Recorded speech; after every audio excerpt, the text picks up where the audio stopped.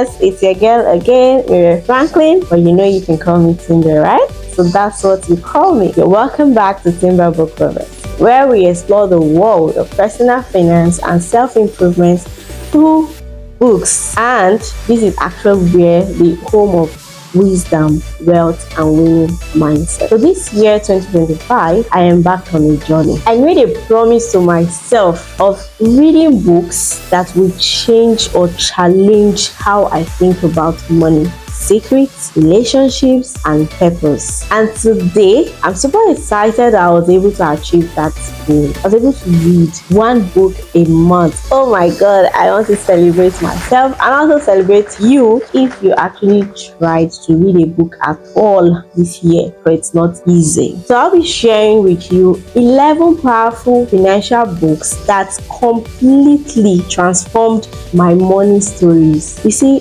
books that taught me discipline, mindset, accountability, and how to actually grow my wealth intentionally, no matter where you're starting.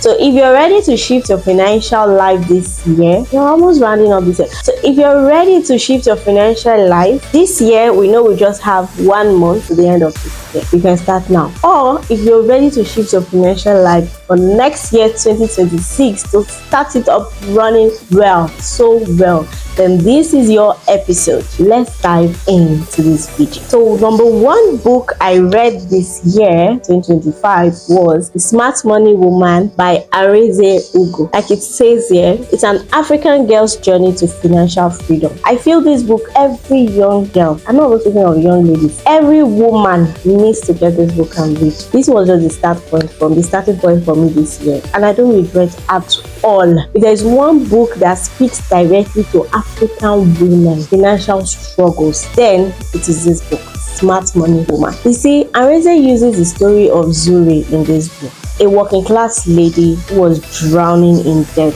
to show us how easily we can actually lose control of our finances without realizing it. The valuable lesson I got from this book is your financial turnaround begins the moment you become honest about your money habits. Zuri had a job, she earned well, she looked good, like she could afford all the luxury things she needs, but she was broke. This sounds familiar, right? Many of us today are in the same league. We find ourselves in this situation. We are working, we earn money, we're actually living in a very beautiful or comfortable apartment. That was the same story with Zoe. We have lifestyle expenses, we are emotional spending, and no plan. This can be our situation. So the central lesson for us I got is you can't build wealth until you confront your habits and take control of your money. This book teaches tracking your expenses, emergency funds, and yes, this book was the very first book that introduced me to that word, emergency funds. So you can imagine all those years I've been living, I don't know about emergency, because when I read this book, I heard of that word, emergency funds, and I made further research on that and actually build on myself. This book also teaches about debt repayment and financial discipline. It tells you that you have to start where you are. Even small steps counts. You would agree that this is a must read, right? So I get this. If you want to start next year, 2026, right, start with reading this book. I recommend this book. The next book I picked for the year was this book.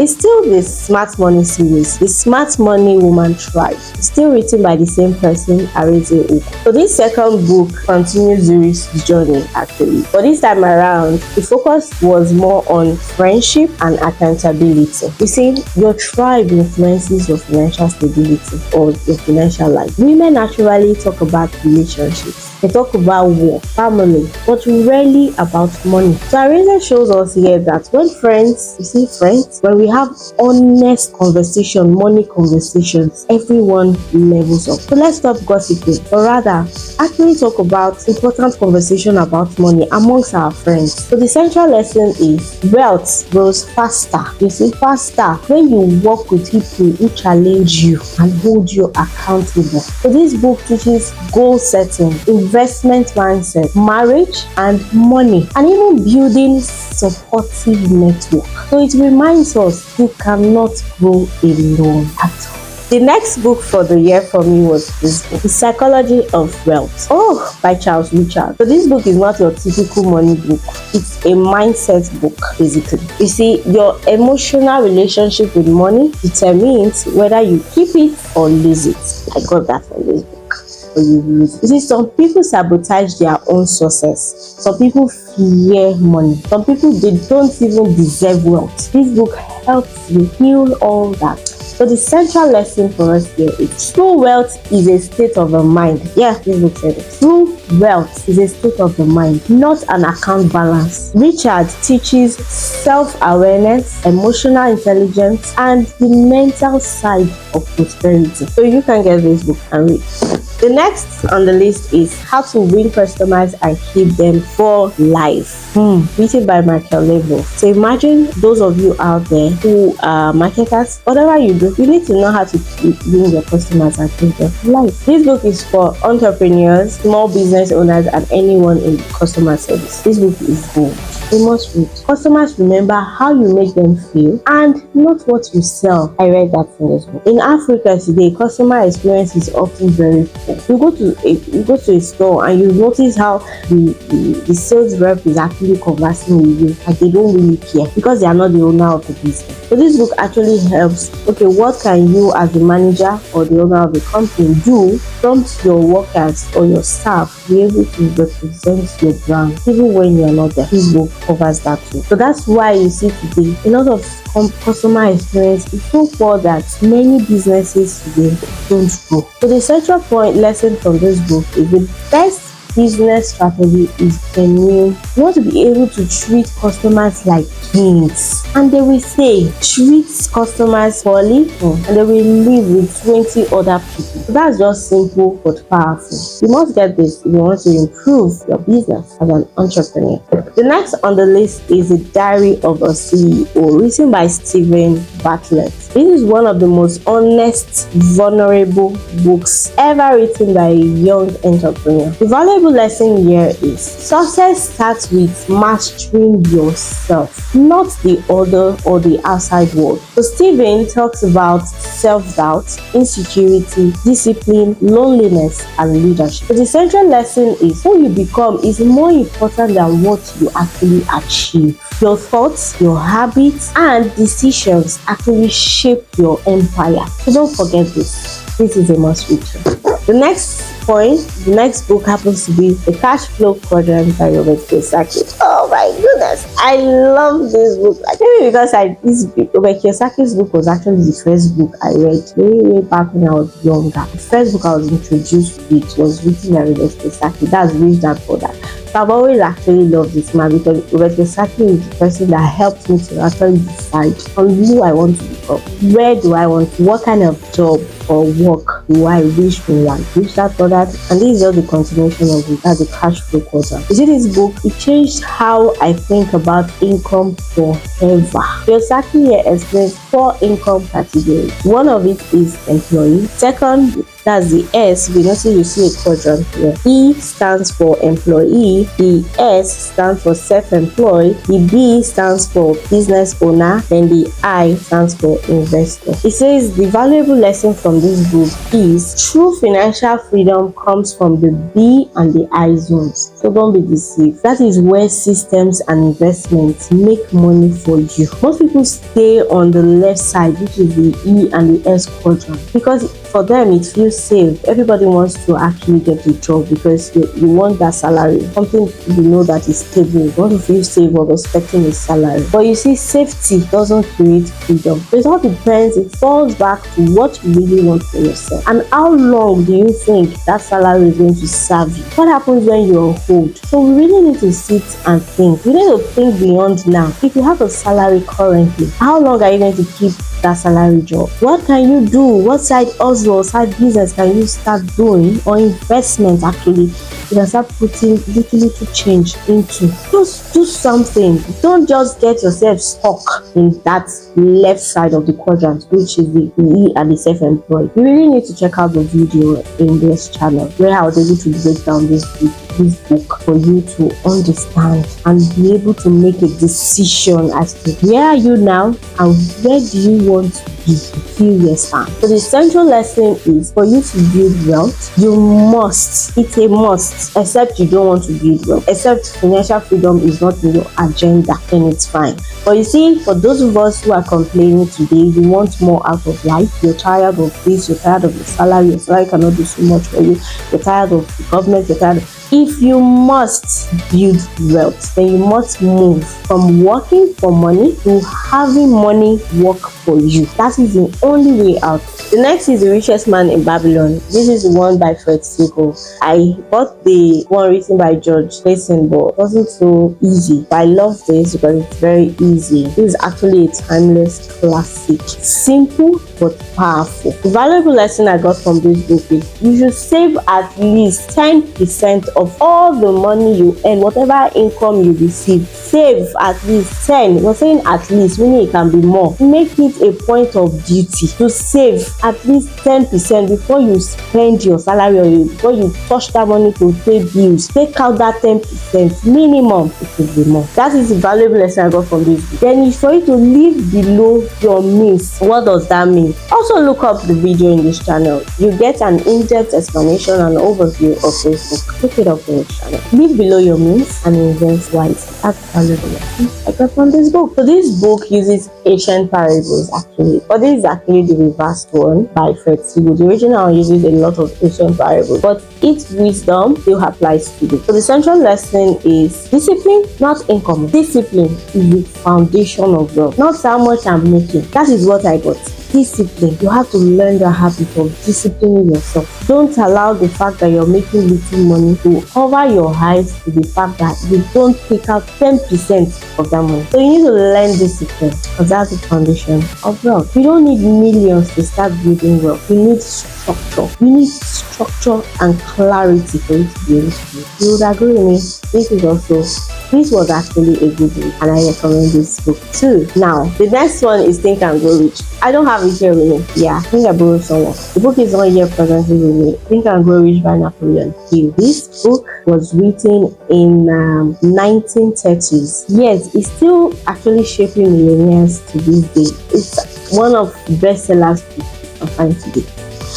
You see, the valuable lesson I got from that book is your mind is your greatest asset. Everything starts with desire. You need that desire. You need that burning desire. Napoleon Hill teaches that, you see, faith, persistence, visualization, specialized knowledge, and mastermind alliances is key and very vital. The central lesson here from the book is whatever the mind can conceive and believe, it can achieve. So thoughts leads to belief, from belief leads to actions, from actions to results. So it all starts from your mind. It all starts from here in your mind. What do you really want? What's that desire? So when you have that thought, then followed by belief, then you take action, because you don't just believe and see it. Faith without works is dead. You have that belief, you take action, and that is what brings results for you. If only you would apply all these little tips, like be intentional as to applying these points in our lives. Tell me why we're not going to improve financially. So the next book I read was Secret of the Millionaire's Mind. I read this one online. I don't have the hard copy. I couldn't get the hard copy, you can imagine.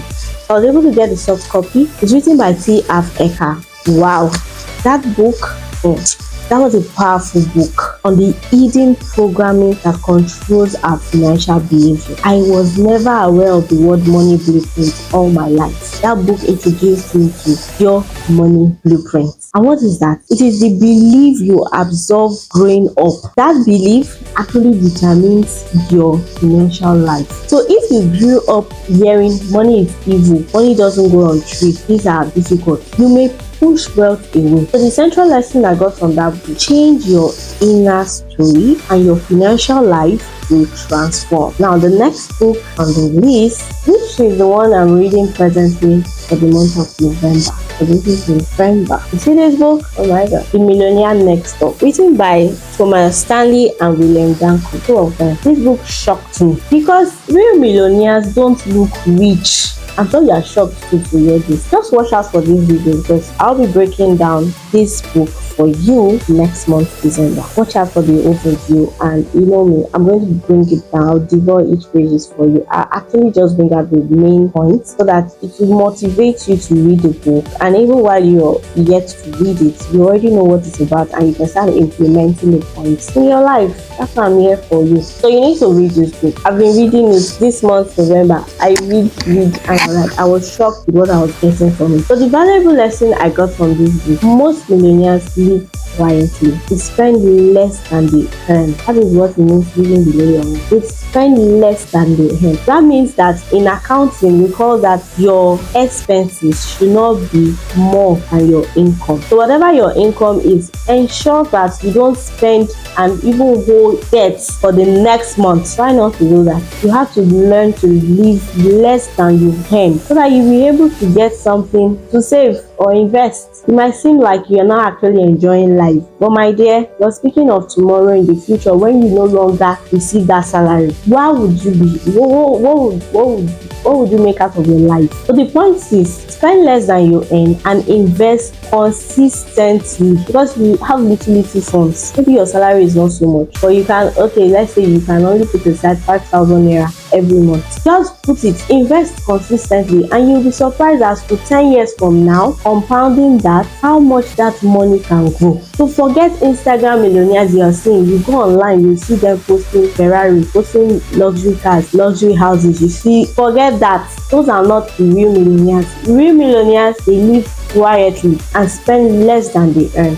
That is what I got from this book, and I really thought about it. So the central lesson for this book is wealth is built in silence and simplicity, not showiness or showy display, flaunting your wealth, because at the end of the day you have nothing to show for it. So the one I'll be reading for December, which is the last book for this year, is The Psychology of Money. So if you want to join me in this ride, you have to get it now so that we start reading this December. I can't wait to devour this book, because I heard this is one of the most influential money books of our generation. So watch out for the overview of this book or the review of this book January 2026, since this book will help me know how to manage money, my money, very well. What's the grand lesson? Because I was able to sit down and ask myself, reading all 10 books so far, is there any general point? Because these are all financial books. Is there any general point or central lesson or general lesson I've gotten from this book, financial books? Because these are all financial books. And yes, I did got something, a general point.